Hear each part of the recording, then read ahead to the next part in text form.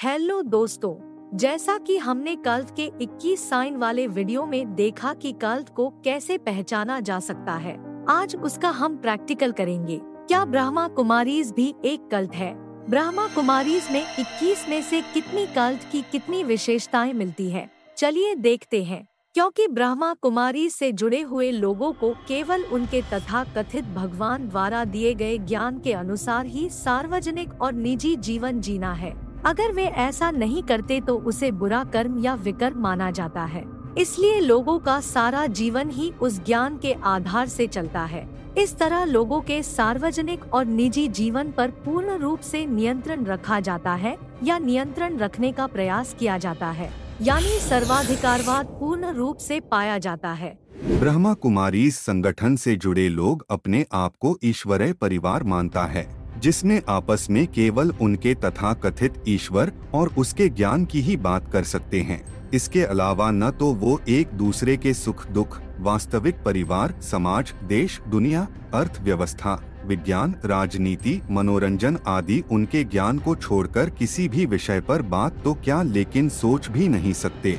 अगर आप इन सब विषयों पर सोचते, बोलते या बात करते हैं तो उनके हिसाब से आप व्यर्थ समय गंवा रहे हैं। इस तरह संपूर्ण रूप से संगठन के वातावरण को नियंत्रित किया जाता है, यानी मिलियू कंट्रोल में भी पास। दादा लेखराज ब्रह्मा है। दादा लेखराज श्री कृष्णा है। दादा लेखराज के शरीर में स्वयं शिव भगवान आते हैं। दादा लेखराज के माध्यम से ईश्वर लोगों को पढ़ाते हैं। दादा लेखराज द्वारा सुनाया गया ज्ञान यानी मुरली ही अंतिम सत्य है, बाकी सभी झूठ। शास्त्र, पुराण, ग्रंथ, इतिहास या कथा है, इनमें कोई ज्ञान या सत्यता नहीं है और जो कुछ भी थोड़ा बहुत ज्ञान जो उनमें है, उन सब का सही अर्थ केवल उन्हें ही पता है। एक बार दादा लेखराज ने कुछ भी कह दिया, माना वो पत्थर की लकीर। उनके खिलाफ कोई कुछ नहीं बोल सकता, जिसे आम भाषा में नार्सिसिज्म कहा जाता है। उनके तथा कथित भगवान ने सिखाया राजयोग ही सर्वश्रेष्ठ है। आध्यात्मिकता का सही अर्थ केवल उन्हें ही पता है और वे ही सही अर्थ में आध्यात्मिक जीवन जी रहे हैं। ऐसे कई सारे अलौकिक और पारलौकिक दावे ब्रह्मा कुमारीज द्वारा किए गए हैं। मतलब मिस्टिकल मैनिपुलेशन भी पूरी तरह से पाया जाता है। उनका ज्ञान, राजयोग और विचारधारा संपूर्ण रूप से साइंटिफिक है। उनकी दिनचर्या और जीवन शैली साइंटिफिक है। विज्ञान ने भी उनके राजयोग को प्रमाणित कर दिया है। उनके ज्ञान और राजयोग से ही व्यक्ति हेल्थी, वेल्थी और हैप्पी रह सकता है, यानी सेक्रेड साइंस में भी पास। आपने जो सुने हुए शब्द है, जैसे मुरली, कौरव, पांडव, यादव, देवी, देवता, असुर, माया, गोप, गोपिया, कर्म, विकर्म आदि ऐसे अनेक शब्द का कोई भी सामान्य भारतीय वही अर्थ समझता है जो शास्त्र, पुराण, ग्रंथ, इतिहास या कथा में मिलता है। लेकिन अगर आप ब्रह्मा कुमारीज के ज्ञान को सुनेंगे तो शब्द वही है, लेकिन इसका अर्थ ही बदल दिया गया है।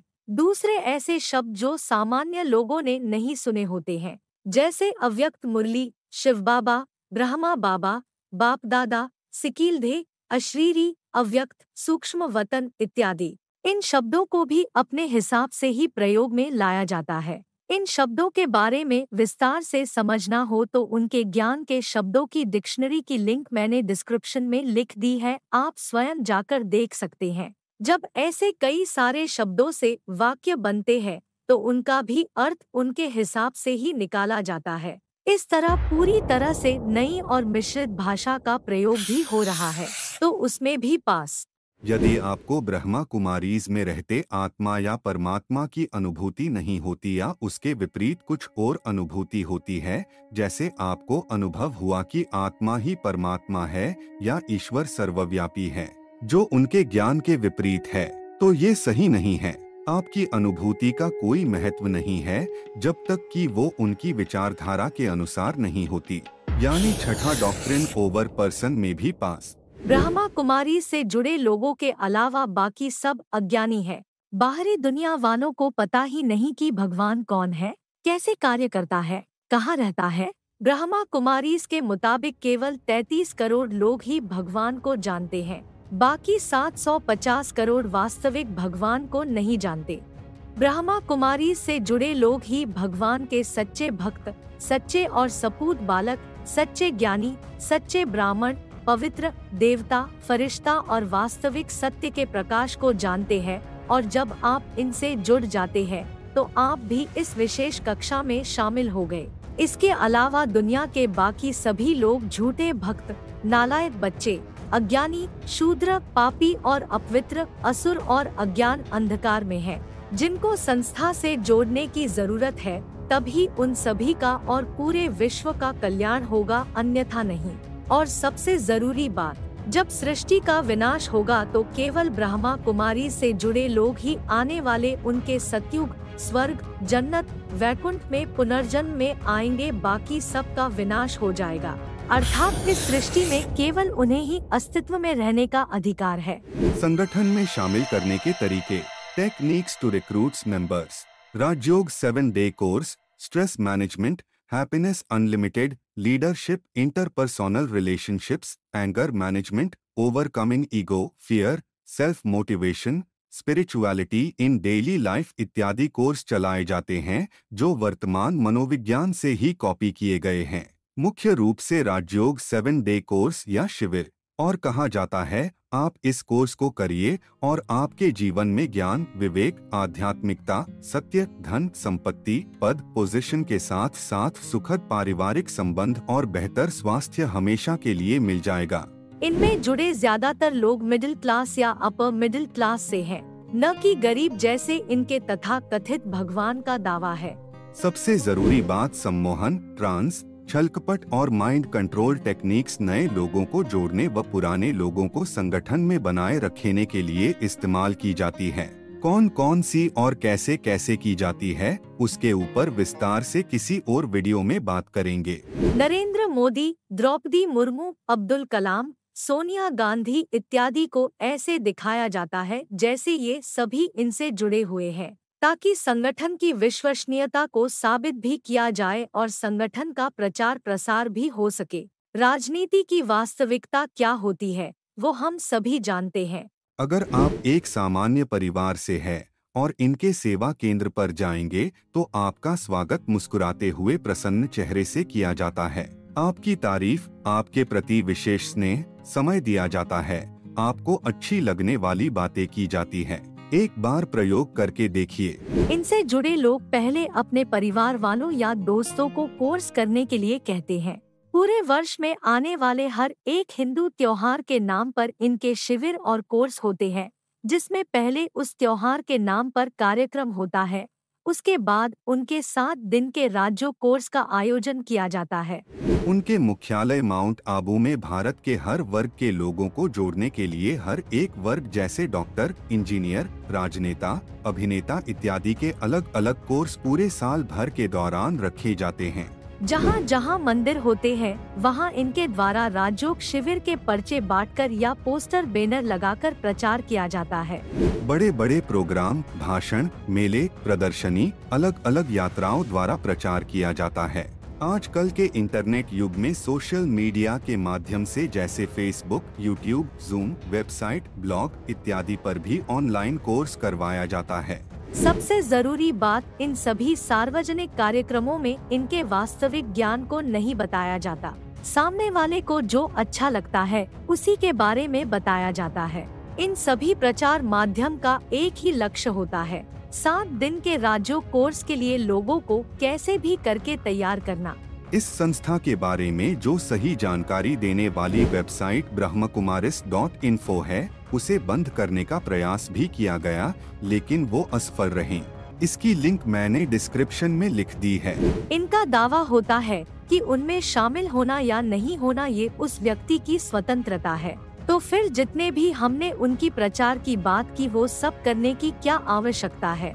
जिसको उनमें शामिल होना है वो अपने हिसाब से जाएगा। प्रचार के माध्यम से तो यही बताया जाता है कि भगवान इस धरती पर आ चुके हैं, अब विनाश होने वाला है, अब नहीं तो कब नहीं। अर्थात अप्रत्यक्ष रूप से यही कह रहे हैं कि आप हमसे जुड़ जाइए वरना बहुत बुरा समय आ रहा है। ये कैसी स्वतंत्रता, ये तो जैसे धमका रहे हैं। उनका यह भी दावा है कि उनको छोड़ने या जुड़े रहने के बारे में भी लोगों के पास अभी भी एक उचित विकल्प है, लेकिन ये केवल कहने की बात होती है। जो उनको छोड़कर जाता है उनका क्या हाल होता है, वो उनके द्वारा पहले ही मुरलियों में बताकर लोगों को डरा दिया गया है। इस डर के चलते कोई चाहकर भी उनको नहीं छोड़ पाता। शॉर्ट में कहे तो उनसे जुड़ने, छोड़ने या जुड़े रहने के बारे में लोगों के पास एक उचित विकल्प और स्वतंत्रता है। ये केवल और केवल उनके द्वारा ही बनाया गया भ्रम है, और इसलिए आज वे साइंस संगठन में शामिल करने के तरीके में भी मेरे हिसाब से 100 में से 100 नंबर। अब आप संस्था से जुड़ गए, आपके साथ मीठी मीठी बातें की जाएगी, आपको विशेष आदर व सम्मान दिया जाएगा। आपको स्वयं भगवान ने चुना है, आप भगवान के विशेष और प्रिय हो। और एक आम सामाजिक ढांचे की तरह अगर आपके पास विशेष पद, पोजीशन, डिग्री और धन है तो आपको और ही वीवीआईपी की तरह संभाला जाता है। पुराने बीके आपकी भरपूर तारीफ करेंगे, आपके बारे में केवल अच्छी बातें ही करेंगे, हमेशा आपको ही आगे रखेंगे। आपको भी उनकी केवल अच्छाई ही दिखेगी, क्योंकि आपने अभी नजदीक से उनको जाना ही नहीं। आपको लगेगा ये तो देवता है। परिणाम आपको बहुत ही आनंद और सुख की अनुभूति होगी। आपको लगने लगेगा यही तो सत्य है। जो आप इनके द्वारा अच्छे अनुभव कहीं भी सुनते हैं वो इसी समय के होते हैं। लेकिन कब तक? एक बार उनके दीदी दादियों, बड़ों और पुराने बीके को लगा कि आप अब संस्था में पक्के हो गए हैं, फिर आपकी और ध्यान कम हो जाता है। अब आप वीआईपी नहीं रहे। पुराने बीके भी अब आपकी कमजोरी गिनाने लगेंगे, चुगली करेंगे, क्योंकि आप अब दीदी दादियों और बड़ों को नजदीक से देखते हैं। तो अब आपको वास्तविकता का पता लगता है कि यह भी हमारी ही तरह इंसान है।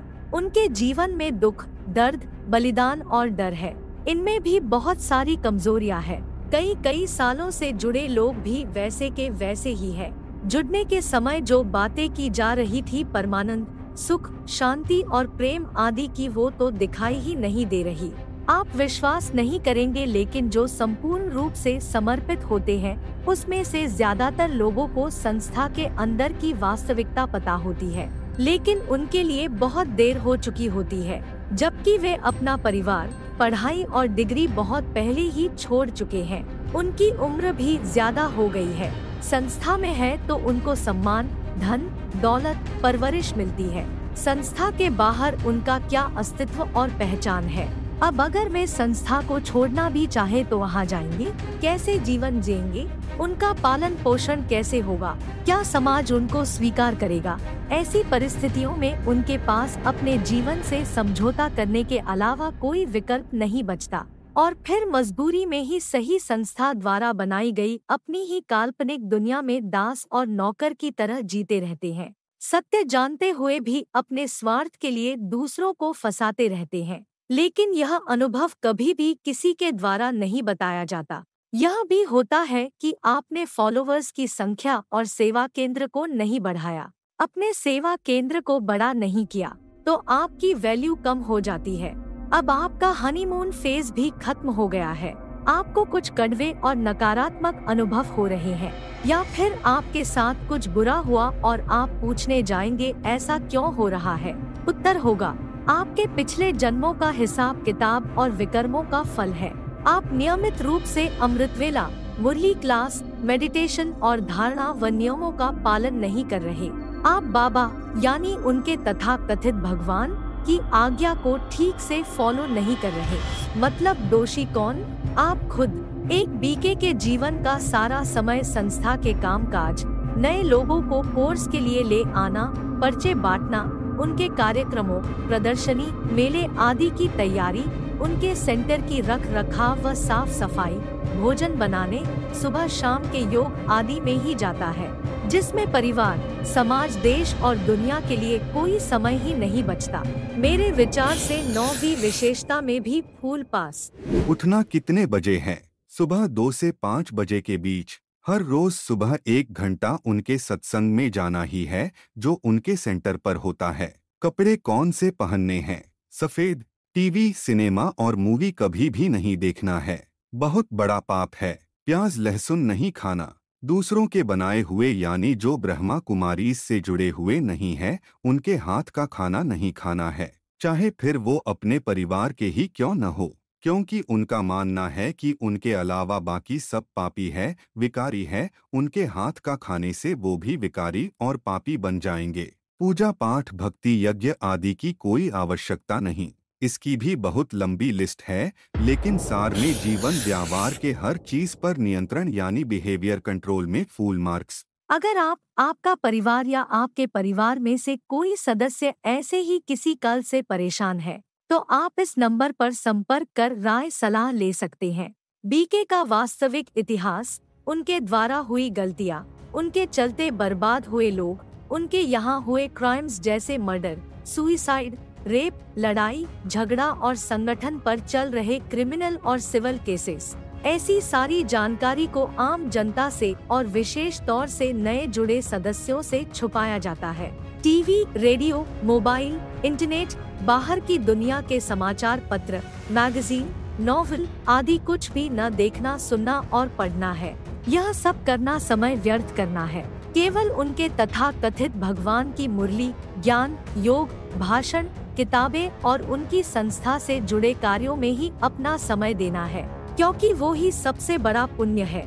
अपने से बड़े बीके के सिद्धांत, विचारधारा, नियमों की कोई आलोचना व कमी नहीं निकाल सकते।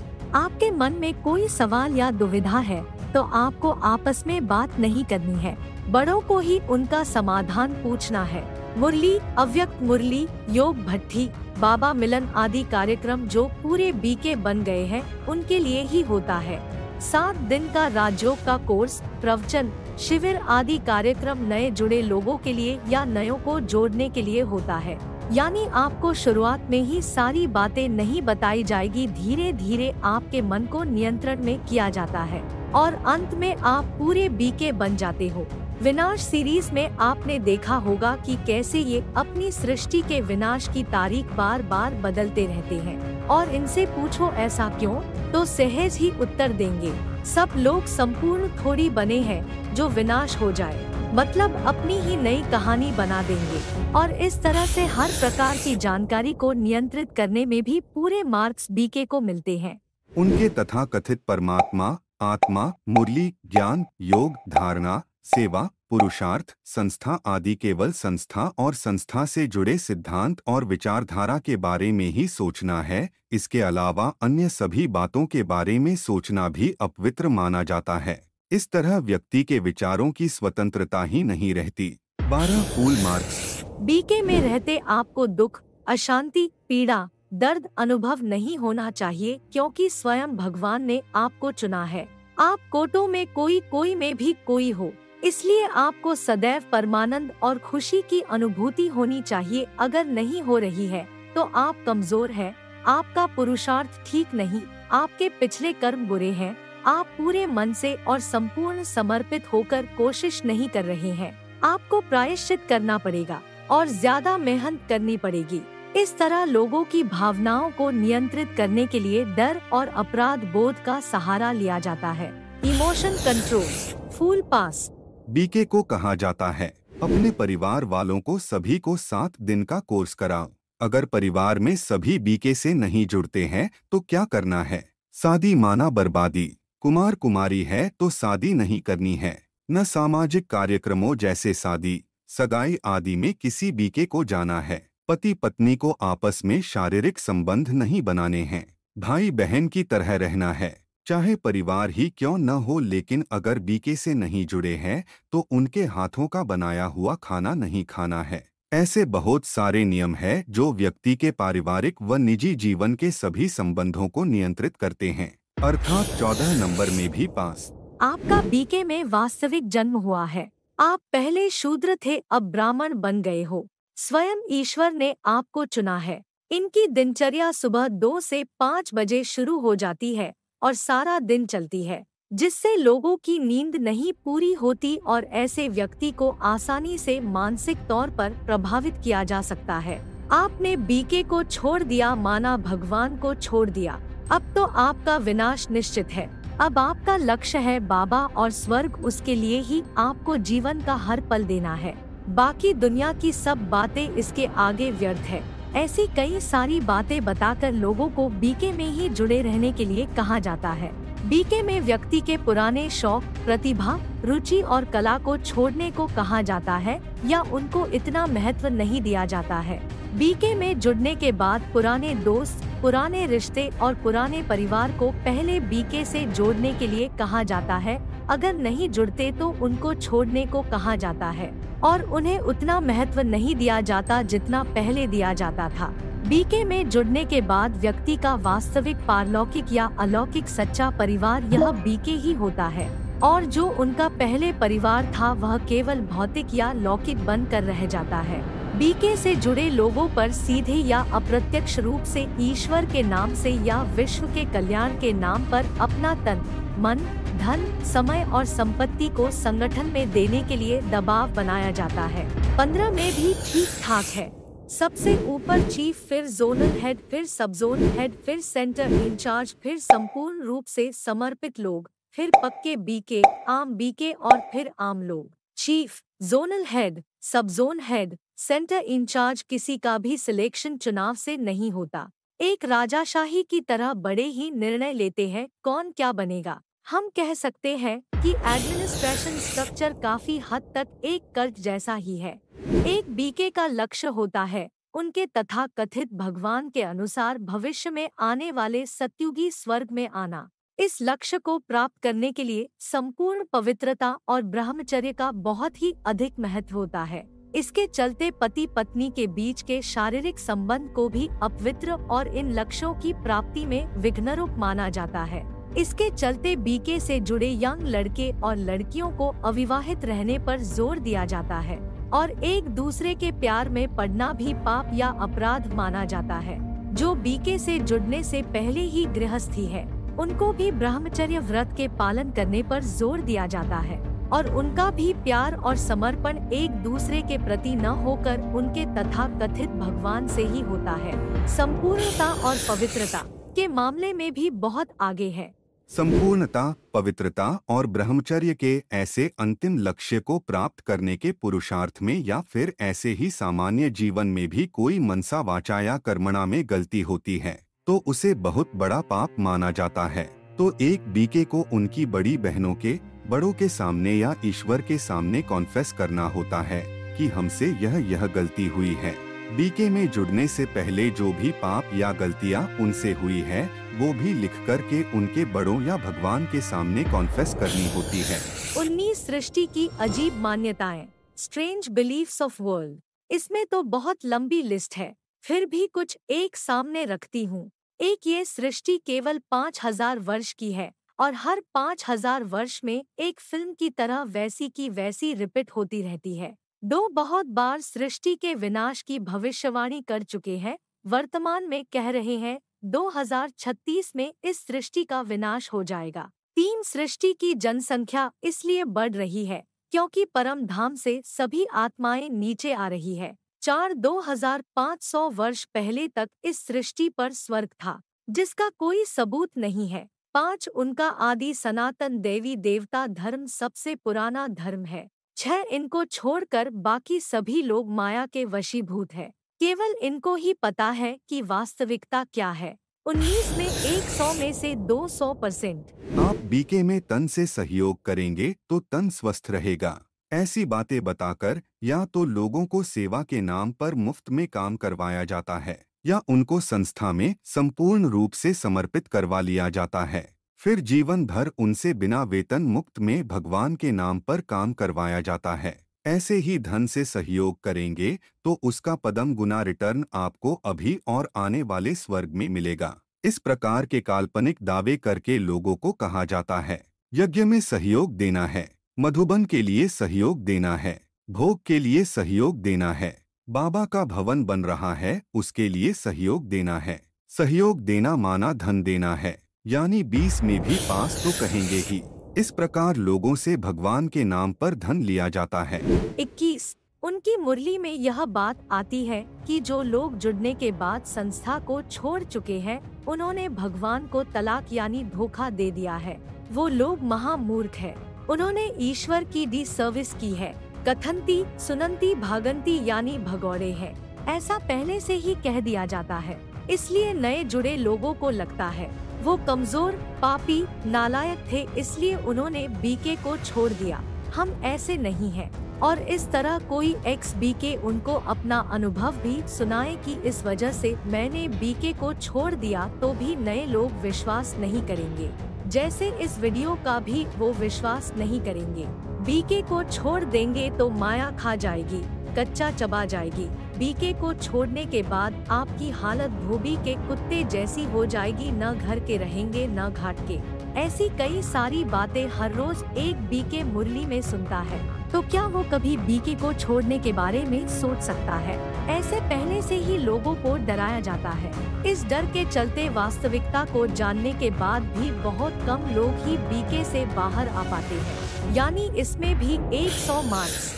इस हिसाब से देखें तो कल्ट की 21 में से 21 साइंस ब्रह्मा कुमारीज में है, और इसलिए हम कह सकते हैं कि बेशक ब्रह्मा कुमारी संस्था एक कल्ट है। इस वीडियो को ज्यादा से ज्यादा शेयर करें ताकि लोग इनकी वास्तविक सच्चाई जान सके। दूसरा, हमने एक सर्वे फॉर्म तैयार किया है, जिसके कुछ आसान से सवाल के जवाब देकर कुछ ही मिनट में आप दुनिया की कोई भी संस्था को चेक कर सकते हैं कि वो कितना प्रतिशत कल्ट जैसी है। लिंक डिस्क्रिप्शन में है, जरूर आप इसको ट्राई कीजिएगा। अगर आपका परिवार या आपके परिवार में से कोई सदस्य ऐसे ही किसी कल्ट से परेशान है, तो आप इस नंबर पर संपर्क कर राय सलाह ले सकते हैं। फिर मिलेंगे अगले वीडियो में। धन्यवाद।